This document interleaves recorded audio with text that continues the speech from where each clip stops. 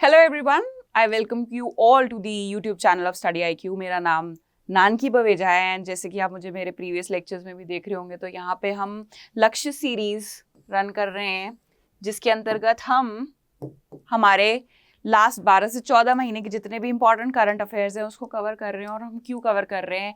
क्योंकि हमारे पास अब जो है प्रीलिम्स अप्रोच कर रहे हैं। 5 जून को प्रीलिम्स है एंड इसी के लिए स्टूडेंट्स की हेल्प के लिए, स्टूडेंट की कन्वीनियंस के लिए, क्योंकि स्टूडेंट का ये पेन पॉइंट रहता है कि करंट अफेयर्स किस तरीके से कवर करे जाएं, कौन से न्यूज़ आर्टिकल्स इंपॉर्टेंट है, कौन से न्यूज़ आर्टिकल्स छोड़ने हैं। पकड़ तो सारे ही लेते हैं लेकिन ये भी पता होना बहुत ज़रूरी है कि कौन से आर्टिकल्स को छोड़ना है, स्किप करना है एंड कौन से आर्टिकल्स पे हमें ज़्यादा फोकस करना है, किसका इन डेप्थ जाके पीछे स्टैटिक भी कवर करना है। तो यही सारी बातें हम लक्ष्य सीरीज़ के तहत डिस्कस करते जा रहे हैं। हर फैकल्टी अपने ही तरीके से स्टूडेंट को डायनेमिक एंड स्टैटिक कवर करके लिंक करके बता रही है कि हाँ जी इस तरीके से हमको प्रीलिम्स को अप्रोच करना है। तो अगर आपने मेरे लेक्चर्स देखे होंगे तो पीछे तो आपने ये देखा होगा कि हमने अभी तक कितने टॉपिक्स कवर कर लिए हैं। टॉपिक्स हमने कवर किए हैं, फर्स्ट इज मनी बैंकिंग, उसके बाद हम फिस्कल पॉलिसीज़ पे गए, हमने एक्सटर्नल सेक्टर की बात करी, financial markets and payment system को भी कवर कर लिया है। तो ये सारे टॉपिक्स जितने अभी तक हमने कवर किए सारे कंसेप्चुअल टॉपिक्स थे। यहाँ पे अप्लाइड नॉलेज चाहिए, मतलब आपके बेसिक्स क्लियर होने चाहिए और यहाँ से सारे कंसेप्चुअल क्वेश्चंस भी बनते हैं साथ साथ स्टैटिक के। अब से जो हम पोर्शन स्टार्ट करने वाले हैं, अब हमारे पास बचा है कवर करने के लिए इंडस्ट्री, इंफ्रा एंड एग्रीकल्चर। तो ये वाले जो टॉपिक्स हैं ना, ये मोर ऑफ रट्टाफिकेशन वाले टॉपिक्स हैं। यहाँ पे आपको घोटने हैं फैक्ट्स, यहाँ पे ज़्यादा दिमाग नहीं लगाना है जैसे कि मॉनेटरी पॉलिसी में लगाते हैं, ये जैसे कि मनी बैंकिंग में लगाते हैं कि अगर RBI CRR को रिड्यूस कर देती है तो उसका लिक्विडिटी पे क्या इफेक्ट पड़ेगा। तो ये सारे कॉन्सेप्चुअल क्वेश्चंस हैं, इस पे आपको पता होना चाहिए कि जब मॉनेटरी पॉलिसी को यूज़ करते हुए या मॉनेटरी पॉलिसी टूल्स को यूज़ करते हुए RBI को एक्शन लेती है तो उसका इकोनॉमी पे किस तरीके से प्रभाव पड़ता है, क्या इफेक्ट होता है। यहाँ ऐसे क्वेश्चंस नहीं आते हैं। यहाँ पे जो क्वेश्चंस बनेंगे, स्पेशली जो आज हम टॉपिक स्टार्ट करने वाले हैं वो है इंडस्ट्री। तो इंडस्ट्री में से जो यूजुअली क्वेश्चंस आते हैं ना, वो स्कीम्स में से आते हैं कि स्कीम कोई पूछ लेंगे किसी भी इंडस्ट्री स्पेसिफिक, मान लीजिए कि सिविल एविएशन या जो एविएशन सेक्टर है उसको प्रमोट करने के लिए गवर्नमेंट ने क्या स्कीम इंट्रोड्यूस करी, उसका कोई फीचर। फूड प्रोसेसिंग के लिए कोई पूछ लेंगे, या हो सकता है टेक्सटाइल सेक्टर से रिलेटेड कोई स्कीम पूछ लेंगे। तो इस तरीके से कोई ना कोई स्कीम में से क्वेश्चन उठ के आता है।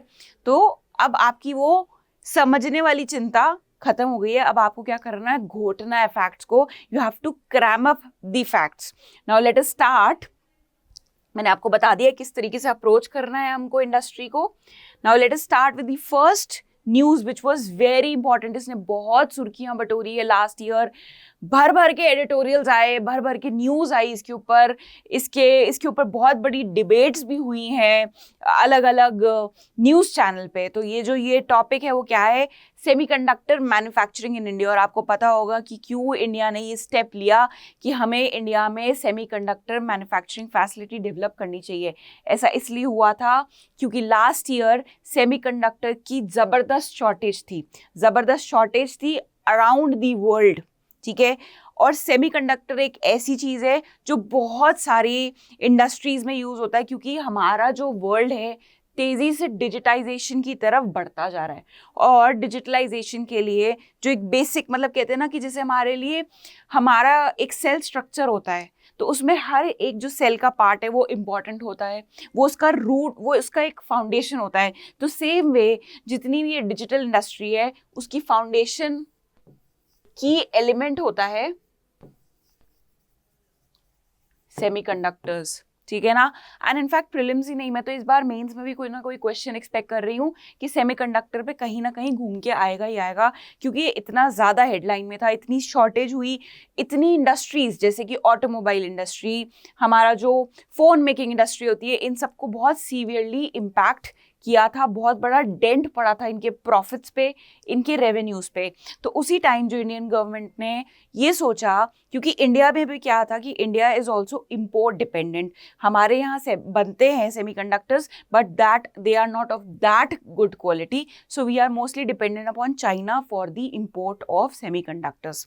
ठीक है, तो इंडिया ने ये सोचा, इंडियन गवर्नमेंट ने, कि ये बहुत ही अच्छा मौका है इस डोमेन में एंटर करने का, ये पूरा एक इकोसिस्टम स्टैब्लिश करने का हमारे देश में, कि India also becomes a power house where क्या डेवलप होते हैं सेमीकंडक्टर्स, एंड नॉट जस्ट वो सेल्फ सफिशिएंट हो जाए बट ग्रेजुअली हम इसके प्रोडक्शन को इतना स्केल अप कर दें कि ना सिर्फ सेल्फ सफिशिएंस या सेल्फ रिलायंस होए बल्कि हम एक्सपोर्ट भी करें to the other countries of the world. तो इसी के चलते हुए जो हमारी इंडियन गवर्नमेंट ने क्या स्टेप्स लिए, इंडियन गवर्नमेंट ने स्पेशली जो कौन सी मिनिस्ट्री के अंडर आएगा, ministry of electronics and information technology, उन्होंने अराउंड 76,000 करोड़ का लेआउट अनाउंस किया एंड एक मिशन बनाया जिसका नाम है इंडिया सेमीकंडक्टर मिशन। तो ये एक ब्रॉड मिशन है, मैं आपको स्ट्रक्चर समझा देती हूँ। बहुत छोटे छोटे मिशंस भी हैं इसके अंदर, जैसे एक PLI स्कीम है, एक डिजाइन लिंक इंसेंटिव स्कीम है, लेकिन जो इसका एक अम्ब्रेला स्कीम है वो है इंडिया सेमीकंडक्टर मिशन। तो इंडिया सेमीकंडक्टर मिशन के अंदर क्या होगा, यहाँ पे गवर्नमेंट ये कोशिश कर रही है एक इकोसिस्टम डेवलप करने की जहाँ पे सेमीकंडक्टर्स बन सके, प्लस डिस्प्ले फैसिलिटीज, जो डिस्प्ले चाहिए होता है हमको जो स्क्रीन्स का, वो भी यहाँ पे डेवलप हो सके। सो इंडिया सेमीकंडक्टर मिशन का क्या मकसद है, it will help to organise efforts for promoting semiconductors and display industry. ना ही सिर्फ ये सेमीकंडक्टर्स पे फोकस कर रहे हैं बट डिस्प्ले इंडस्ट्री पे भी इनका फोकस है। तो जो इंडिया सेमीकंडक्टर मिशन है ये क्या है अपने आप में, क्या कोई ऑर्गेनाइजेशन का रूप दिया गया है, कोई स्टैट्यूटरी बॉडी क्रिएट करी गई है, कोई स्पेशल पर्पस व्हीकल है? तो आपको पता होना चाहिए कि ये एक इंडिपेंडेंट बिजनेस डिविजन बना दिया है इसको, इंडिपेंडेंट बिजनेस डिविजन, जिसके पास खुद की एडमिनिस्ट्रेटिव प्लस फाइनेंशियल डिसीजंस लेने की पावर है, अथॉरिटी है। ठीक है, तो जो ISM है ये एक इंडिपेंडेंट बिजनेस डिवीजन में कन्वर्ट कर दिया गया है और इसके पास फाइनेंशियल प्लस एडमिनिस्ट्रेटिव डिसीजंस लेने की पावर भी इसको दी गई है। अब इंडिया जो सेमीकंडक्टर मिशन है इसके अंतर्गत 4 स्कीम्स और है, तो उनमें से 4 स्कीम्स, चारों की चारों आपको नहीं पढ़नी है। जो स्कीम आपको पढ़नी है, जो सबसे ज्यादा इंपॉर्टेंट है, वो स्कीम ये है, डिजाइन लिंक इंसेंटिव स्कीम्स। अच्छा फ्रेंड्स, स्कीम्स पे जाने से पहले एक छोटी सी बात आपको और बता देती हूँ कि जो मेरे लेक्चर्स हैं, जो इकोनॉमी के लेक्चर्स हैं, इसमें मैं आपको जो स्कीम्स हैं वो मैं आपको डेफिनेटली बताऊंगी कौन सी स्कीम्स आपको फोकस करनी है from economy point of view. लेकिन आगे जब हमारे लेक्चर्स और आएंगे तो ये लक्ष्य सीरीज के अंतर्गत ही और जो स्कीम्स एंड प्रोग्राम्स जो कि इम्पॉर्टेंट हैं अभी हमारे आने वाले प्रीलिम्स के लिए, वो भी पूरी तरीके से हम उसको कवर कराएंगे आप लोगों को। तो आपको बिल्कुल भी सोचना नहीं है कि मैम तो बहुत ज़्यादा डिटेल में जाके नहीं पढ़ा रही है। तो यहाँ पे मैं आपको एक बहुत ब्रॉडर पिक्चर बताऊंगी, मैं आपको एक स्टोरी लाइन सेट कर दूंगी। जैसे मैंने आपको बता दिया कि इंडिया सेमीकंडक्टर मिशन है, वो उसका की फीचर क्या है कि वो इंडिपेंडेंट बिजनेस डिवीजन है, उसको फाइनेंशियल एडमिनिस्ट्रेटिव अथॉरिटी दी गई है कि वो डिसीजंस ले सकता है अपने आप। उसके अंडर 4 स्कीम्स आती है और उसमें से सबसे इंपॉर्टेंट ये है। इनको डिटेल में पढ़ना है तो उसके लिए आपको खुद जो PDF है वो रेफर करनी पड़ेगी, और साथ ही साथ जो हमारा जो आगे लेक्चर आएंगे, जो अपकमिंग लेक्चर्स आ रहे हैं, उसमें स्कीम्स एंड प्रोग्राम्स जितनी भी इंपॉर्टेंट है वो कवर फिर से कराई जाएंगी आपको। तो you do not have to worry on that. कहीं अभी आप यहाँ पे मैसेज सेक्शन में लिखने लग जाए, मैम हमें तो समझ नहीं आ रहा, थोड़ा और बताइए, या किस तरीके से और कौन सी स्कीम्स है, बिल्कुल भी चिंता करने की जरूरत नहीं है। हमने हर चीज़ आपके लिए बहुत ही अच्छे तरीके से प्लान करी हुई है। चलिए, तो डिज़ाइन लिंक इंसेंटिव स्कीम, तो ये किसका इनिशिएटिव है? Obviously ministry of electronics and information technology का ही इनिशिएटिव है। इसकी इम्प्लीमेंटिंग एजेंसी कौन है डिज़ाइन लिंक इंसेंटिव स्कीम की? Is CDAC। CDAC क्या है? CDAC अपने आप में एक रिसर्च इंस्टीट्यूशन है। CDAC अपने आप में एक रिसर्च ऑर्गेनाइजेशन है, premier research organisation under ministry of information and technology. तो इस स्कीम में क्या होगा, under this scheme financial incentives provide करे जाएंगे एंड डिजाइन के लिए इंफ्रास्ट्रक्चर सपोर्ट भी प्रोवाइड किया जाएगा टू दी कंपनीज कौन सी, डोमेस्टिक कंपनीज के लिए, डोमेस्टिक स्टार्टअप्स एंड एमएसएमई के लिए ही ये स्कीम लाई गई है। फॉरेन कंपनीज को हम सपोर्ट नहीं करेंगे। क्यों नहीं करेंगे, इसके पीछे क्या आइडियोलॉजी है? ऐसा नहीं है कि हम डिस्क्रिमिनेट कर रहे हैं, गवर्नमेंट के मन में ऐसा नहीं होता, बट क्योंकि हमारा अभी लक्ष्य क्या है कि हमें इंडिया में हमारी जो प्रोडक्शन फैसिलिटीज है उनको स्ट्रॉन्ग करना है, यहाँ पे हमें सेल्फ सफिशिएंट होना है। तो फॉरेन कंपनी आएगी तो मतलब टेक्नोलॉजी तो उनके पास चली गई, नहीं, हमें इंडियन कंपनीज को, इंडियन इकोसिस्टम को इतना स्ट्रॉन्ग बनाना है कि वो सेमीकंडक्टर मैन्युफैक्चरिंग में ना ही सिर्फ सेल्फ सफिशिएंट हो जाए, जब बल्कि एक्सपोर्ट करने लायक भी और काबिल भी हो जाए। सो इंडियन सेमीकंडक्टर मिशन, उसके अंडर 4 स्कीम्स और उसमें से सबसे इंपॉर्टेंट है डिजाइन लिंक्ड इंसेंटिव स्कीम्स। तो ये हो गया हमारा सेमीकंडक्टर मैन्युफैक्चरिंग।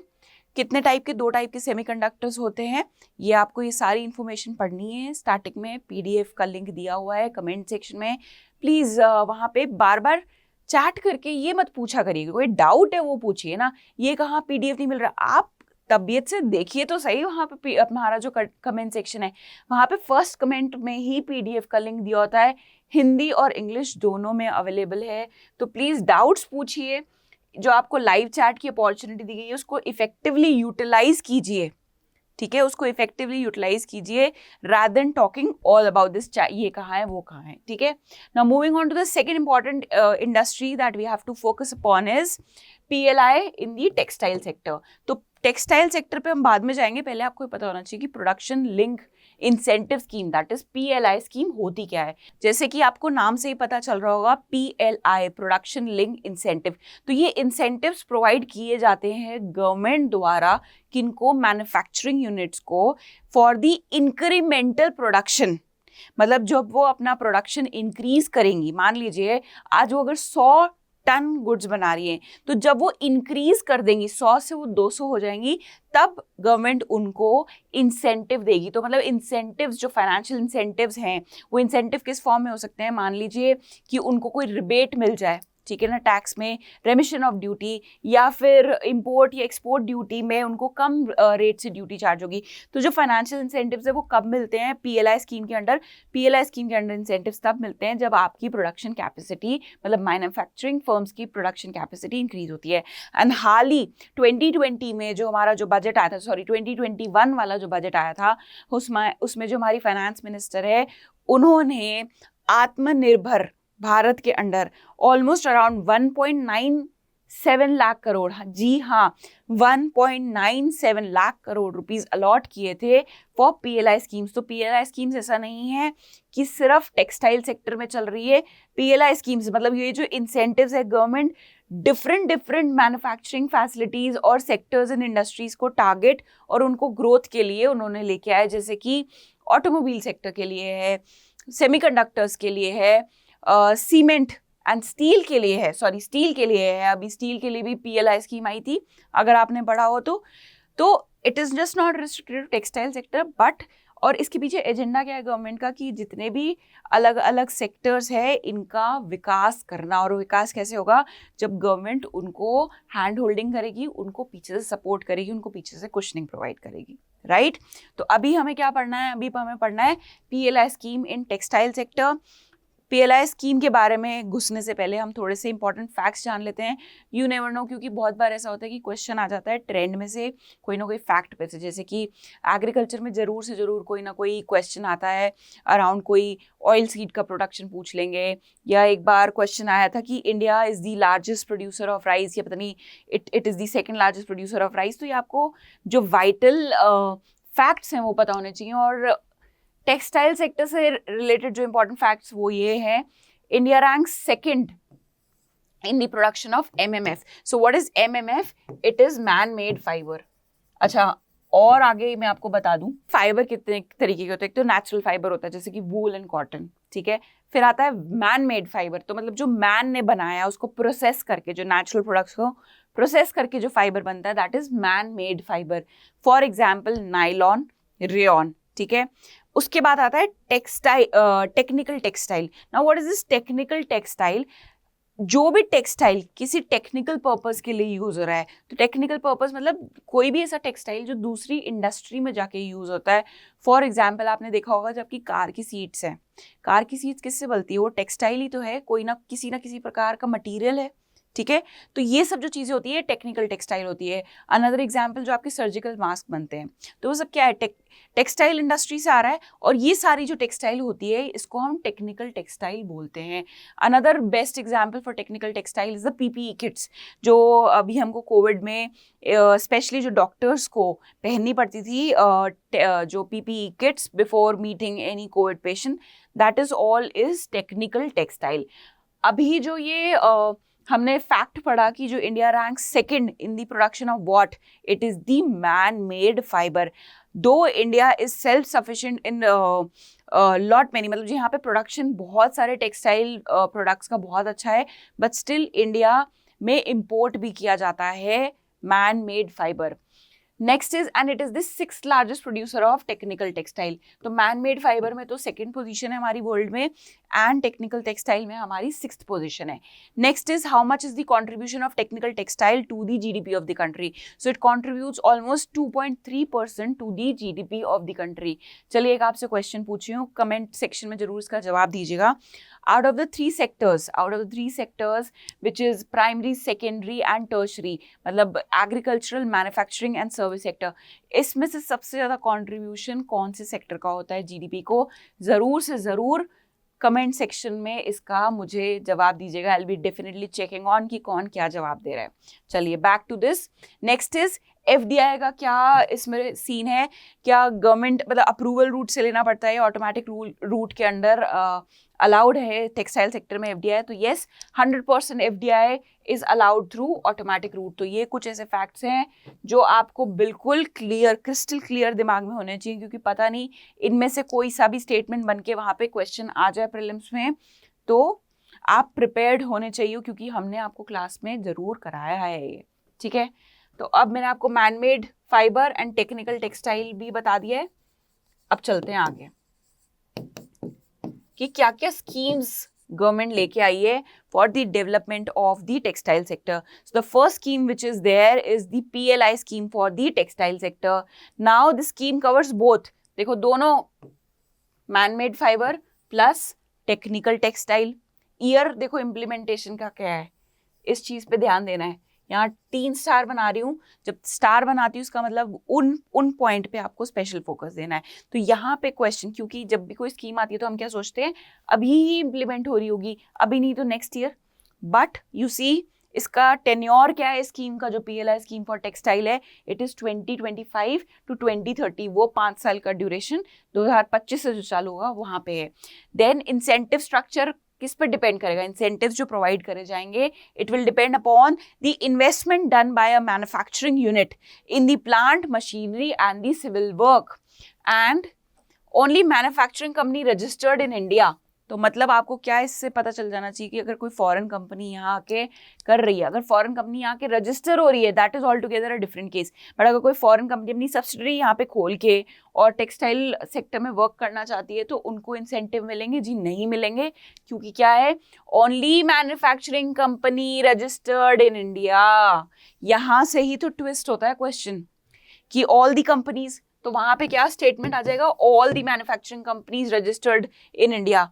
नहीं, ऑल नहीं, ओनली यहाँ पे है, सिर्फ वही कंपनीज जो कि रजिस्टर्ड हैं इंडिया में टेक्सटाइल सेक्टर में, उन्हीं को they are eligible under this PLI scheme for textiles. Moving on to the next is, वो जो इंसेंटिव प्रोग्राम था, क्या था यहाँ पे इंसेंटिव प्रोग्राम? इंसेंटिव किस बेसिस पे मिलेगा? Investment done by the manufacturing unit in plant, machinery and civil work. Okay, next is, वो इंसेंटिव किस तरीके से है? 2 तरीके से डिवाइडेड है। तो जब कोई भी person which includes firm company willing to invest minimum 300 crore will be eligible to get 15% incentive when they achieve a minimum 600 crore का टर्नओवर, मतलब 300 करोड़ की प्लांट एंड मशीनरी में इन्वेस्टमेंट होनी चाहिए। और ऐसी फर्म जब 600 करोड़ का टर्नओवर अचीव कर लेगी तो उसको कितना परसेंट इंसेंटिव मिलेगा? 15% इंसेंटिव। और अगर कोई ऐसी कंपनी है जिसने 100 करोड़ की इन्वेस्टमेंट करी है, 100 करोड़ की इन्वेस्टमेंट करी है प्लांट एंड मशीनरी में, एंड जब उसका टर्नओवर मिनिमम लेवल तो 200 करोड़ का पहुंच जाएगा, that is where they will get an incentive of 11%. तो आपको याद रखने हैं, there are two figures, 11% and 15%. Okay. Next is another initiative which the government has taken to develop the textile sector is PM Mitra बोला जाता है. So उसका full form is प्रधानमंत्री mega integrated textile reason and apparel park. तो इसका long story short आपको बता देती हूँ क्योंकि डिटेल में हम स्कीम्स नहीं कवर करेंगे। तो इसकी स्टोरी ये है कि इसके अंडर जो पीएम मित्रा स्कीम है, तो यहाँ पे ये टेक्सटाइल पार्क्स डेवलप करने की सोच रही है गवर्नमेंट। सो दैट, और उसका जो एजेंडा है उसका पीछे लॉजिक है to reduce the logistic cost. The agenda is to reduce the logistic cost by making the textile parks. So the aim is to provide world-class infrastructure facility for the entire value chain of the textile industry. Entire value chain मतलब production से लेके distribution. जब हम पूरे value chain system की बात करते हैं तो it is just not focus की मैन्युफैक्चरिंग फैसिलिटी की बात हो रही है। पूरा वैल्यू चेन मतलब जहाँ से प्रोसेस स्टार्ट होता है, मतलब प्रोडक्शन ऑफ सीड्स, जहाँ से हम कपड़ा बनेगा मतलब कॉटन बनेगा, और जो रॉ मटेरियल आएगा वहाँ से लेके एंड प्रोडक्ट तक। एंड प्रोडक्ट मतलब डिस्ट्रीब्यूशन, जहाँ पे marketing, everything will be taken care of in this scheme. So and क्या one of the main reason is to main agenda is to reduce the logistic cost under this scheme. Next is the national technical textile mission. So this is also very important. इसके क्या की features हैं कि technical textile मैंने आपको बताई थी, जो कि दूसरे पर्पसेस, मतलब दूसरी इंडस्ट्रीज यूज करती है जिस टेक्सटाइल को, जैसे कि ऑटोमोबाइल इंडस्ट्री हो गई, मेडिकल फ्रेटर्निटी हो गई। So that is technical textile mission will be implemented 2020 से 2024 तक। Mission have 4 components. So they have R&D, market development, export promotion, education, skill and development. Now focus is what is on the usage of technical textile in various flagship schemes of the government. ठीक है ना? क्या agenda है national technical textile mission का? कि जो technical textile है उसका यूज इंक्रीज करना in the other schemes of run by the government. So this is very important. यहाँ पे भी फिस्कल लेआउट इन्वॉल्व है 1400 करोड़ का, and it will bring an overall improvement in the cost and promote make in India. वही आत्मनिर्भर भारत के under आया है ये सब, क्योंकि हमें सेल्फ रिलायंस बढ़ानी है। We have to be self sufficient in all the sector. तो नेक्स्ट सेक्टर, सो अभी तक हमने क्या कवर किया? हमने टेक्सटाइल सेक्टर की बात करी थी। अब उससे पहले हमने सेमीकंडक्टर मैन्युफैक्चरिंग मतलब उस सेक्टर की बात करी। अब बहुत इंपॉर्टेंट जो सेक्टर है वो है फूड प्रोसेसिंग सेक्टर। अगेन मैं तो प्रीलिम्स क्या इसमें से मेंस भी क्वेश्चन एक्सपेक्ट करती हूँ, क्योंकि फूड प्रोसेसिंग से क्या होता है? फूड प्रोसेसिंग का सबसे अगर मेन बेनिफिट देखा जाए तो कहाँ है? It will help in increasing the farmers income। और हमारा एजेंडा था गवर्नमेंट का, 2022 का टारगेट था कि डबलिंग दी फार्मर्स इनकम। तो क्या वो लक्ष्य अचीव हो पाया? क्या डबल हो पाई फार्मर्स की इनकम? डबल नहीं हो पाई। क्यों? क्योंकि कोविड आ गया, बहुत सारी बीच में अड़चनें आई, जिसकी वजह से हमने ये जो ऑब्जेक्टिव है इसकी डेडलाइन को आगे शिफ्ट कर दिया है। And why government is so कीन on improving this or developing this food processing industry? क्यों? क्योंकि इंडिया जो है ना दोस्तों, इंडिया में बहुत सारे ऐसे ग्रेन्स हैं जिसका सरप्लस प्रोडक्शन होता है, ठीक है? बट ये चीज़ें जितनी भी फूड से रिलेटेड आइटम्स होती हैं वो पेरिशेबल होती है। पेरिशेबल मतलब उनकी एक लिमिटेड शेल्फ लाइफ होती है। जैसे कि दूध होता है, दूध है वो ज़्यादा से ज़्यादा 3 दिन चल सकता है, फ्रिज है तो 4 दिन चल जाएगा, जबकि इतना पुराना दूध तो कहते हैं पीना ही नहीं चाहिए, ठीक है? तो अगर उसकी प्रोसेसिंग कर देते हैं हम, आपने देखा होगा वो टेट्रा पैक्स आते हैं, ठीक है ना? अमूल के टेट्रा पैक्स आते हैं, अगर वो वाला दूध कंज्यूम करे तो वो क्या है, वो 90 दिन तक वैलिडिटी होती है उसकी। तो क्या हो रहा है, मतलब उसकी प्रोसेसिंग करके शेल्फ लाइफ बढ़ा देते हैं। ऐसे ही अगर हम जब मिल्क को मिल्क पाउडर में कन्वर्ट कर देते हैं, आई डोंट नो अगर आपने सुना है कि नहीं, तो मिल्क पाउडर होता है, मतलब मिल्क को ड्राई करके उसको कन्वर्ट कर देते हैं। तो जब वो मिल्क पाउडर अगर आपने 1 चम्मच डाला और उसमें अब आप गर्म पानी डालते हैं तो वो बिल्कुल एकदम दूध जैसा टेक्सचर हो जाता है, और वो कुछ नहीं होता, वो होता ड्राई मिल्क ही है, मतलब मिल्क को सुखाया गया होता है प्रोसेसिंग करके। ठीक है, तो अब अगर आप देख रहे हैं कि मिल्क प्रोडक्शन हो रहा है, लेकिन मिल्क स्टोर एक लिमिट तक कर सकते हैं और कंजम्पशन भी एक लिमिट तक कर सकते हैं, और बट अगर हमारी प्रोडक्शन कैपेसिटी ज़्यादा है तो उस चीज़ का फ़ायदा क्यों ना उठा जाए। उसका फ़ायदा कैसे उठाएंगे, हम फूड को प्रोसेस कर देंगे, फूड को प्रोसेस कर देंगे तो उसकी शेल्फ लाइफ बढ़ जाएगी, और शेल्फ लाइफ बढ़ जाएगी तो हम उस गुड को, उस प्रोडक्ट को एक्सपोर्ट करने लायक भी हो जाएंगे, क्योंकि एक्सपोर्ट थिंग्स टेक्स टाइम, कहीं भी पहुंचने में टाइम लगता है, और अगर जिन जिन चीज़ों जो पेरिशेबल कमोडिटीज़ हैं वो वहाँ पे बहुत रिस्की होता है एक्सपोर्ट करना, but with the help of processing industry that could be easily exported and that will help in augmenting the income of the farmers. Income कैसे डबल होगी, सिर्फ ये प्याज टमाटर पपीते बेच के नहीं होगी, we also have to add this industry to the pocket of the farmers, and that is why government बहुत सारे स्टेप ले रही है। 100% FDI भी अलाउड है फूड प्रोसेसिंग सेक्टर में, और क्या स्टेप्स लिए हैं गवर्नमेंट ने रिसेंट पास्ट में for the development of food processing industry, वो ये है। The first scheme is the PM formalisation of micro food processing enterprises. तो जो ये छोटी छोटी माइक्रो एंटरप्राइजेज है जो फूड प्रोसेसिंग वाले एरिया में काम कर रही है, इनका फॉर्मलाइज करना, क्योंकि जो मेजॉरिटी ऑफ माइक्रो एंटरप्राइजेज हैं वो छोटी हैं, मतलब उसमें, मतलब मान लीजिए किसी ने अपने घर में खोल के पापड़ बेच रहे हैं, ठीक है, तो जो ये क्या है, माइक्रो एंटरप्राइजेज हैं, 1 या 2 लोग हैं, इनके पास एक्सेस टू कैपिटल नहीं है, एक्सेस टू एडवांस टेक्नोलॉजी नहीं है, इनके पास एक्सेस टू मार्केट नहीं है। क्यों? क्योंकि इनका प्रोडक्ट सर्टिफाइड नहीं है, इनके पास अपना लोगो नहीं है, इनके पास अपना एक डिस्ट्रीब्यूशन नेटवर्क नहीं है, डिस्ट्रीब्यूशन चैनल नहीं है, ना इनको पता है, अवेयर नहीं है। तो ये सारी चीज़ें कौन करेगा? ये सारी चीज़ें, मतलब टेक्निकल आप देखें, financial and business support. Technical support से लेके बिजनेस सपोर्ट, मतलब किस तरीके से हमें फूड प्रोसेसिंग करनी चाहिए जिससे उसकी शेल्फ लाइफ बढ़ जाए। कैपिटल, फाइनेंशियल में क्या आ जाता है? कैपिटल एक्सेस आ जाता है, ठीक है। एंड बिजनेस सपोर्ट में क्या आ जाता है?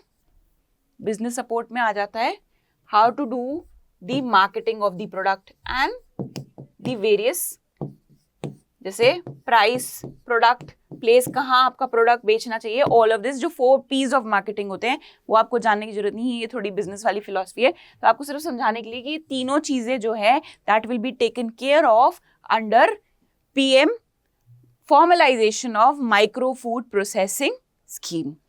छोटी छोटी यूनिट्स को सपोर्ट कर रहे हैं, उनको ये फॉर्मलाइज कर रहे हैं। Next very important scheme is प्रधानमंत्री किसान संपदा योजना। तो ये क्या है? ये एक अम्ब्रेला स्कीम है, ये पता होना चाहिए कि ये अम्ब्रेला स्कीम है, और इसके अंदर 7 स्कीम्स को इसने एब्जॉर्ब कर लिया। और वो 7 स्कीम्स क्या है?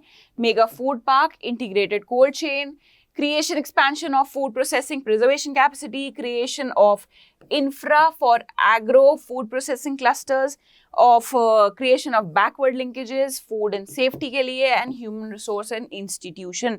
तो प्रधानमंत्री किसान संपदा अपने आप में एक अम्ब्रेला स्कीम है जो कि बाद में लॉन्च करी गई।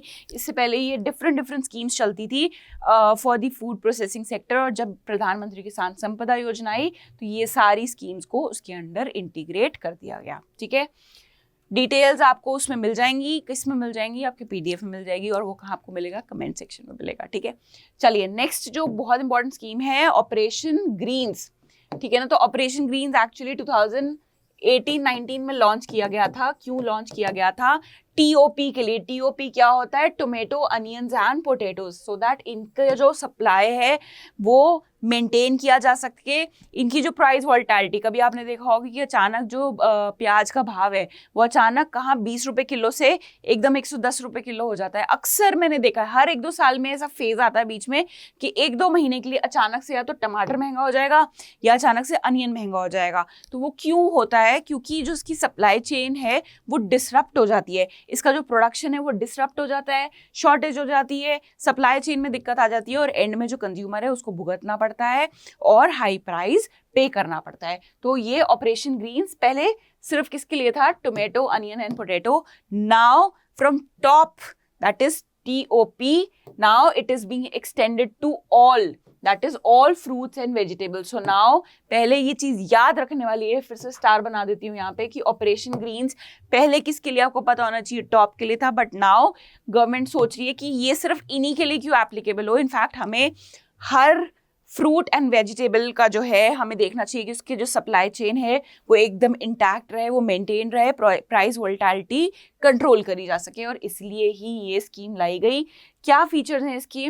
सो 50% subsidy on transportation from surplus to deficient market. अगर आप सरप्लस मार्केट से डेफिशिएंट मार्केट में अपना प्रोडक्ट बेच रहे हैं तो 50% subsidy, and the next is 50% subsidy on storage including the cold storage. So ये सारी चीजें इस स्कीम के अंडर है। मेन मुद्दे वाली बात क्या थी याद करना कि अब ऑपरेशन वाला अभी की चीज नहीं है, ऑपरेशन ग्रीन पहले से ही लॉन्च किया गया था और अब now it is extended to the other fruits and vegetables also. Next in line we have PLI scheme for food processing. अब भाई PLI स्कीम सिर्फ स्टील सेक्टर, सेमीकंडक्टर्स और टेक्सटाइल सेक्टर के लिए नहीं बल्कि फूड प्रोसेसिंग इंडस्ट्री के लिए भी लेके आई। तो सेंट्रल सेक्टर स्कीम है, तो दो टाइप की स्कीम होती है, सेंट्रली स्पॉन्सर्ड स्कीम और सेंट्रल सेक्टर स्कीम। तो दोनों में फर्क क्या होता है फिर से रिवाइज कर लेते हैं। जो सेंट्रली स्पॉन्सर्ड स्कीम होती है उसमें जो फिस्कल लेआउट होता है या कंट्रीब्यूशन होता है both central and the state government का होता है, लेकिन जो सेंट्रल सेक्टर स्कीम होती है उसमें जितना भी कैपिटल लेआउट होता है या फिस्कल लेआउट होता है वो किसका होता है? सिर्फ सेंट्रल गवर्नमेंट मतलब यूनियन गवर्नमेंट का होता है, and that is why it is known as central sector scheme. और उसमें आप नाम से ही समझ जाइए, कंफ्यूज होना ही नहीं है।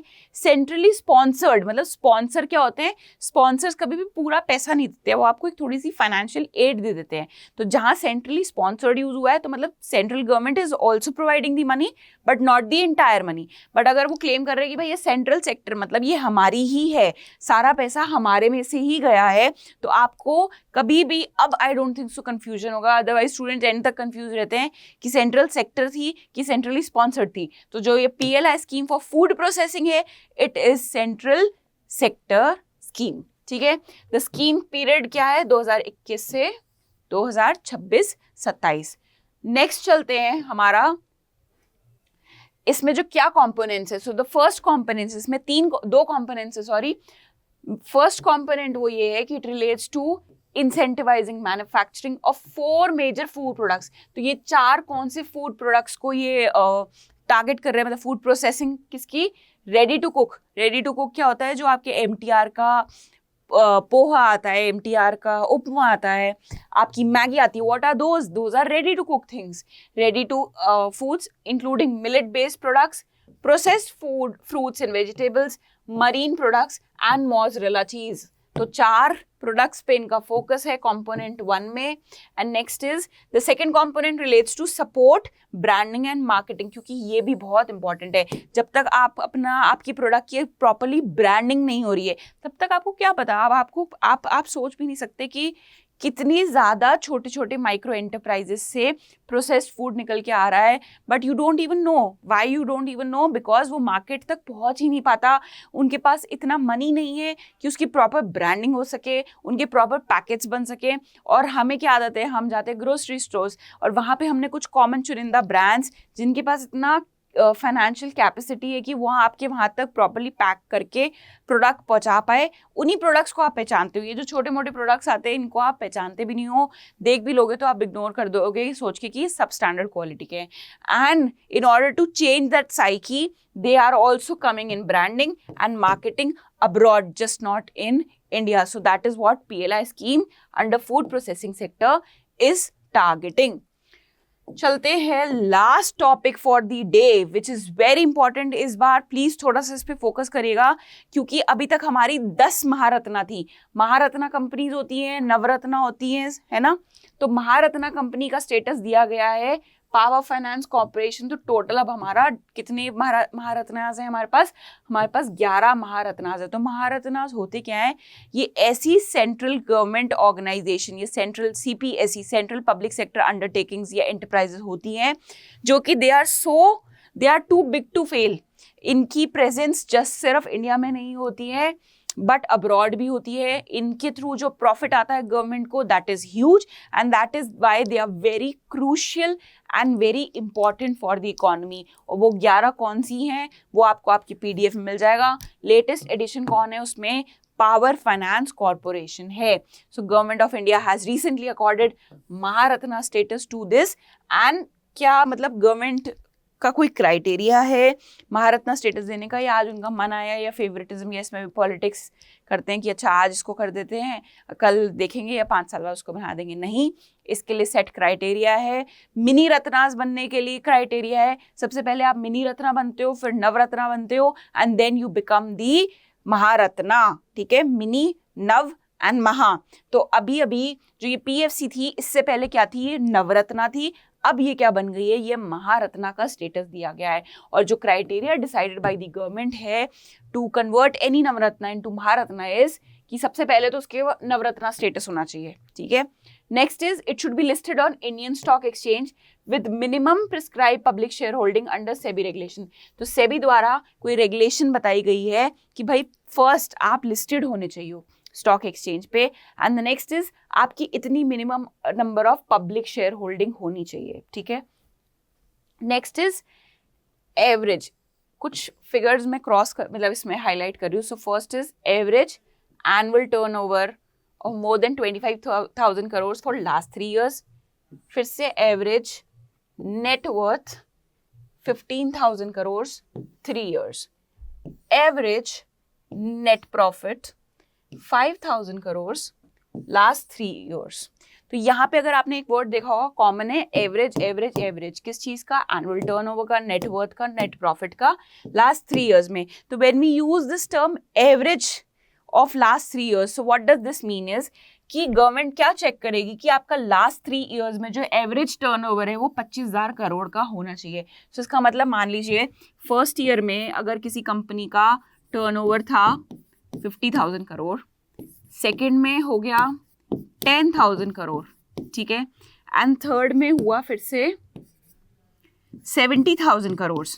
तो जब हम इसको एवरेज आउट करेंगे 70 + 10 80, 80 + 5 इज व्हाट, 80 + 5 इज 13।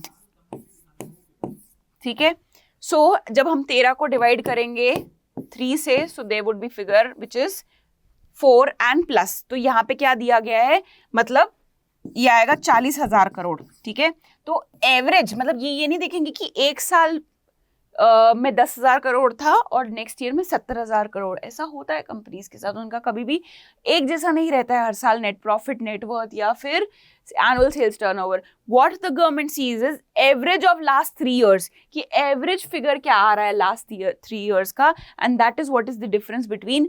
अगर यहाँ पे लिखा होता कि एनुअल मतलब एक ही साल का देखा जा रहा है, तो हर एक साल में ईच एंड एवरी ईयर 25-25-25 होना चाहिए था या 25 से ज्यादा होना चाहिए।